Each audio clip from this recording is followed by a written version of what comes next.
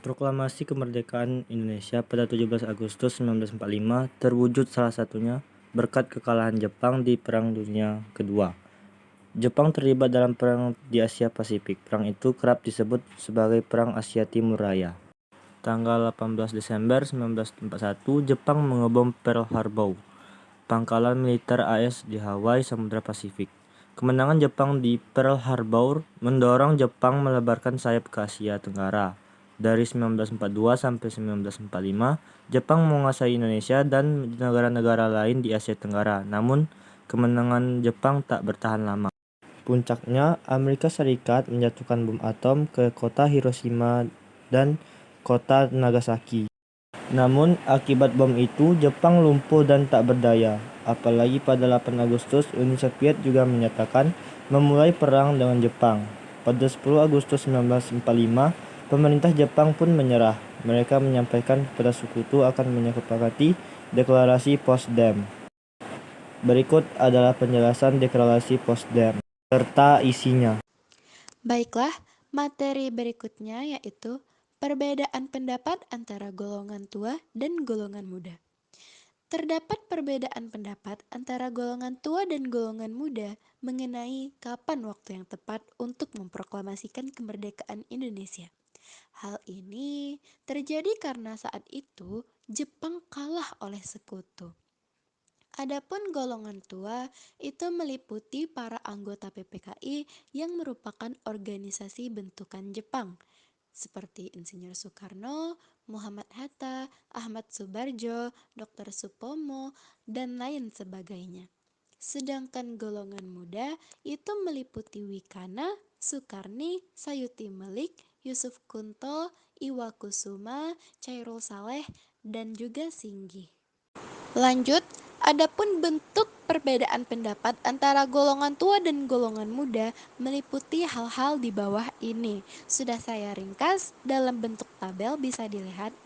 Golongan tua itu memiliki pendapat yang pertama, tanggal proklamasi kemerdekaan Indonesia harus sesuai dengan ketentuan yang telah ditetapkan oleh Jepang, yaitu 24 Agustus tahun 1945 dengan tujuan agar tidak terjadi pertumpahan darah. Yang kedua, cepat atau lambat proklamasi itu bukan hal yang harus dipermasalahkan, tetapi itu adalah hal yang harus dipersiapkan secara matang. Yang ketiga, masih merujuk pada Jepang dengan mempertimbangkan sekutu yang akan datang nantinya. Sedangkan pendapat dari golongan muda yaitu yang pertama, golongan tua itu terlalu lambat dan terlalu tunduk terhadap Jepang. Yang kedua, menurut golongan muda, proklamasi kemerdekaan Indonesia adalah hak dan masalah Indonesia sendiri. Dan yang ketiga, proklamasi kemerdekaan harus terlepas dari pihak lain termasuk Jepang. Oleh karena itu, haruslah di luar PPKI. Nah, berdasarkan perbedaan pendapat tersebut, maka terjadilah atau menjadi latar belakang dari penyebab peristiwa Rengas Dengklok. Peristiwa Rengas Dengklok pada 15 Agustus 1945, golongan muda Indonesia yang dipimpin oleh Chairul Saleh mengadakan rapat di Pegangsaan Timur, Jakarta, dan sepakat bahwa kemerdekaan Indonesia harus segera diproklamasikan tanpa menunggu persetujuan Jepang. Malam harinya, Wikana dan Darwis, dua anggota golongan muda, menemui Soekarno dan Hatta dan mendesak mereka agar memproklamasikan kemerdekaan Indonesia pada 16 Agustus 1945. Mereka juga mengancam akan terjadi pemberontakan jika proklamasi tidak dilakukan. Soekarno dan Hatta tidak bersedia karena mereka masih menghormati janji Jepang untuk memberikan kemerdekaan Indonesia melalui sidang PPKI atau Panitia Persiapan Kemerdekaan Indonesia. Pada 16 Agustus 1945 dini hari, golongan muda menculik Soekarno dan Hatta ke Rengas Dengklok, sebuah desa di Karawangan, Jawa Barat, untuk mengisolasi mereka dari pengaruh Jepang. Di Rengas Dengklok, Soekarno dan Hatta kembali didesak oleh golongan muda untuk segera memproklamasikan kemerdekaan. Setelah berdebat dengan Soedanco Singgih, salah satu pemimpin golongan muda. Soekarno bersedia mempromosikan kemerdekaan setelah kembali ke Jakarta.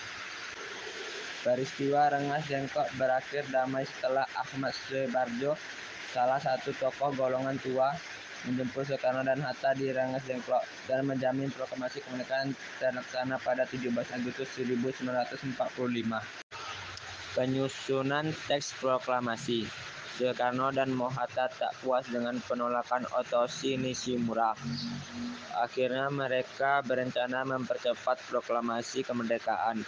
Salah satu hal yang perlu disiapkan adalah penyusun teks proklamasi sehingga Soekarno, Mohatta, dan Ahmad Soebarjo segera menyusun naskah tersebut di kediaman Laksamana Tadashi Maeda di Jalan Imam Bonjol nomor 1 Jakarta Pusat.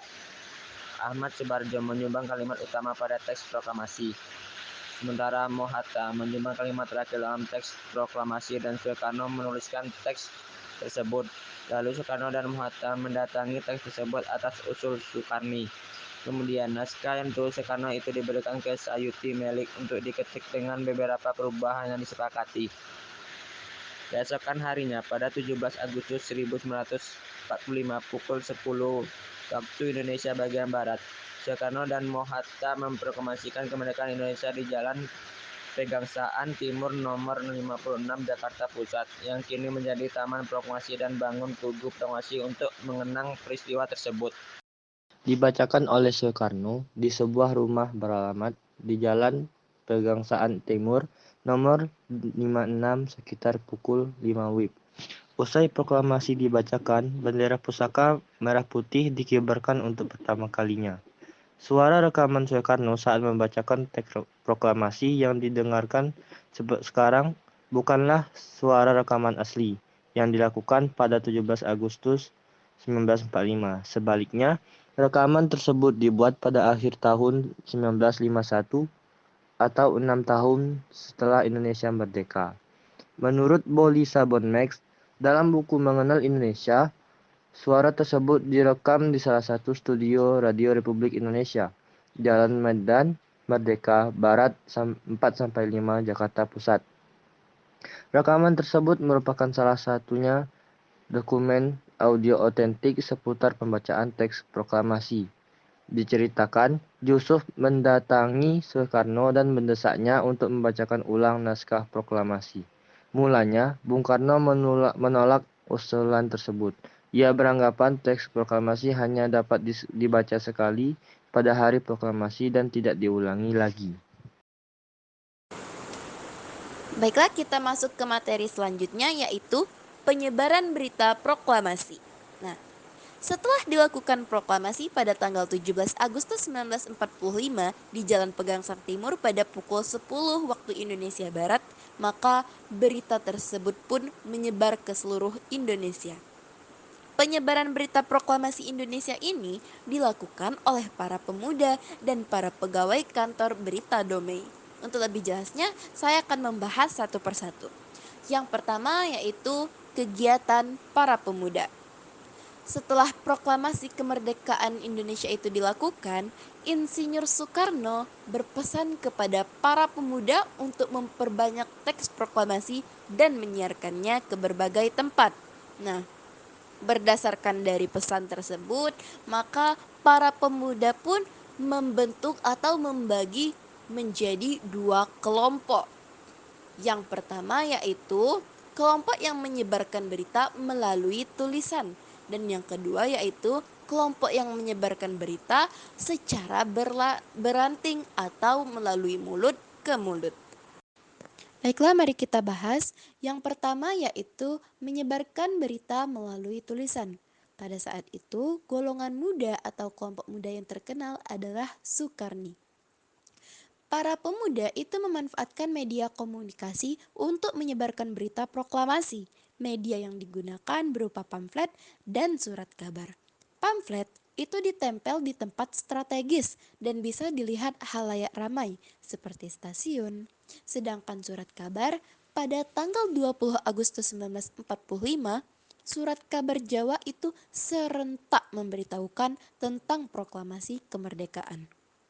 Berikutnya atau yang kedua yaitu penyampaian berita atau penyebaran berita secara beranting melalui mulut ke mulut. Hal ini dilakukan dengan mengerahkan massa dan kemudian dilakukan penyampaian berita dari mulut ke mulut. Hal ini terbukti sangat ampuh. Lanjut, tadi yang A sudah kita bahas yaitu kegiatan para pemuda, sekarang yang B yaitu kegiatan kantor berita Domei. Menjelang sore hari tanggal 17 Agustus 1945, diawali dengan seorang wartawan kantor berita Domei bernama Syahrudin itu menyampaikan salinan teks proklamasi kepada Watan B. Palenewen, yaitu kepala bagian radio. Kemudian memerintahkan Markonis, yaitu petugas telekomunikasi yang bernama Fus, untuk menyiarkan berita proklamasi kemerdekaan sebanyak 3 kali berturut-turut. Namun, berita penyiaran baru dapat dilaksanakan 2 kali saat tentara Jepang memerintahkan agar penyiaran itu dihentikan. Akan tetapi, Waidan B. Palenewen itu tetap memerintahkan Markonis untuk terus menyiarkan berita. Bahkan, penyiaran terus diulang setiap 30 menit hingga saat siaran berakhir pada pukul 16 waktu Indonesia Barat. Nah, tentunya kan nih Jepang jadinya tahu. Nah, guna menghalangi penyebar luasan berita proklamasi, pemimpin bala tentara Jepang di Jawa itu memerintahkan untuk meralat berita proklamasi itu sebagai sesuatu berita yang keliru. Tindakan selanjutnya adalah menyegel kantor berita Domei pada tanggal 20 Agustus 1945. Sejak saat itu, para pegawainya dilarang masuk. Namun, tindakan Jepang tersebut tidak menyurutkan tekad para pegawai kantor berita Domei untuk menyebarluaskan proklamasi kemerdekaan Indonesia. Akhirnya, para pegawai kantor berita Domei ini pun membuat pemancar baru di Jalan Menteng nomor 31 dengan kode panggilan DJKI. Melalui pemancar itulah berita proklamasi kemerdekaan terus-menerus disiarkan ke seluruh tanah air. Makna proklamasi bagi kehidupan bangsa Indonesia. 1. Identitas nasional yang kuat. Proklamasi kemerdekaan merupakan momen yang menyatukan berbagai suku, agama, dan budaya di Indonesia menjadi satu bangsa yang memiliki identitas nasional yang kuat. Yang kedua, kedaulatan dan kemerdekaan. Proklamasi ini menegaskan hak Indonesia untuk menentukan nasibnya sendiri. Dalam konteks identitas nasional, hal ini mencerminkan keinginan bangsa Indonesia untuk hidup bebas dari campur tangan asing. Yang ketiga, perjuangan dan pengorbanan. Proklamasi kemerdekaan mengingatkan kita akan perjuangan dan pengorbanan para pahlawan yang telah berjuang untuk kemerdekaan Indonesia. Yang keempat, kebebasan berdemokrasi. Proklamasi ini membuka jalan bagi masyarakat Indonesia untuk menikmati kebebasan berdemokrasi, hak asasi manusia, dan keadilan sosial. Tokoh-tokoh yang berperan dalam proklamasi. A. Insinyur Soekarno, Presiden pertama Republik Indonesia, lahir di Blitar, Jawa Timur pada tanggal 6 Juni 1901. Bung Karno adalah tokoh yang sangat penting dalam peristiwa proklamasi kemerdekaan Indonesia. Ia juga pemimpin Indonesia yang menonjol pada waktu itu. Bung Karno dipilih menjadi ketua PPKI.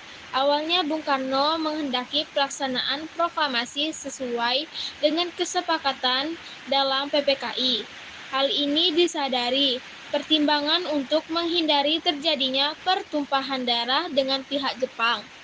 Hal ini menyebabkan terjadinya peristiwa Rengas Dengklok. B.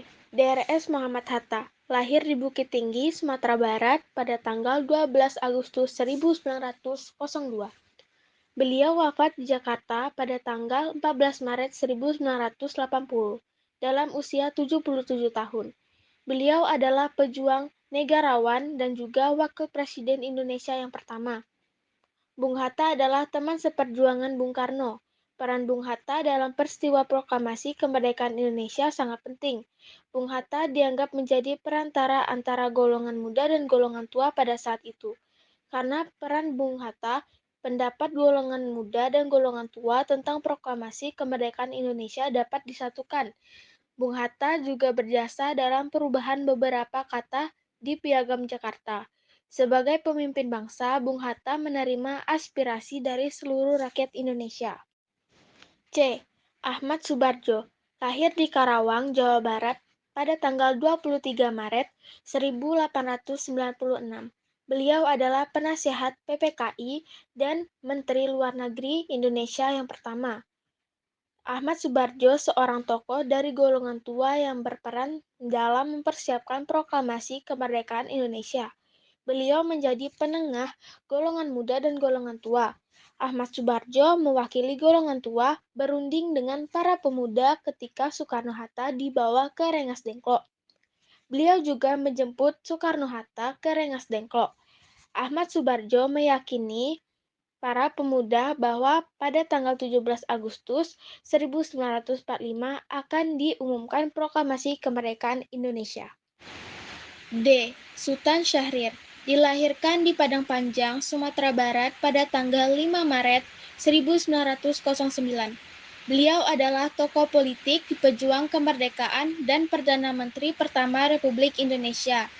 Ia seorang tokoh yang memperjuangkan kemerdekaan Indonesia dengan berani menantang kebijakan-kebijakan yang diterapkan oleh Belanda dan Jepang, serta berusaha mewujudkan dan memperjuangkan keadilan bagi seluruh rakyat Indonesia. E. Laksamana Tadashi Maeda adalah seorang perwira tinggi Angkatan Laut Kekaisaran Jepang di Hindia Belanda pada masa Perang Pasifik. Ia lahir di Kajiki, Kagoshima pada tanggal 3 Maret 1868. Perannya dalam mempersiapkan proklamasi kemerdekaan Indonesia adalah menyediakan rumahnya untuk tempat penyusunan konsep teks proklamasi kemerdekaan Indonesia. Ia juga melanggar perintah sekutu yang melarang para pemimpin Indonesia mempersiapkan proklamasi kemerdekaan Indonesia. F. Sukarni adalah salah seorang tokoh pemuda dan pejuang yang gigih melawan penjajah. Ia lahir di Blitar, Jawa Timur pada tanggal 14 Juli 1916. Beliau wafat di Jakarta pada tanggal 7 Mei 1971 dalam usia 54 tahun. Peran Sukarni adalah mengusulkan agar yang menandatangani teks proklamasi adalah Bung Karno dan Bung Hatta atas nama bangsa Indonesia. G. Fatmawati, beliau lahir di Bengkulu pada tanggal 5 Februari 1923. Fatmawati adalah istri dari Presiden Indonesia pertama Soekarno. Fatmawati setia menemani Bung Karno selama masa perjuangan. Dan Fatmawati meninggal dunia di Jakarta pada tahun 1980. Peran Fatmawati dalam proklamasi kemerdekaan Indonesia adalah menjadi bendera pusaka Sang Merah Putih yang turut dikibarkan pada upacara proklamasi kemerdekaan Indonesia di Jalan Pegangsaan Timur nomor 56 Jakarta. H. Sayuti Melik adalah tokoh pemuda yang berperan dalam proklamasi kemerdekaan Indonesia. Ia lahir pada tanggal 25 November 1908 di Yogyakarta. Peran Sayuti Melik adalah mengetik naskah proklamasi setelah ia sempurnakan dari tulisan tangan Bung Karno. Beliau meninggal dunia pada tanggal 27 Februari 1989 Jakarta, Indonesia, pada saat umur 80 tahun.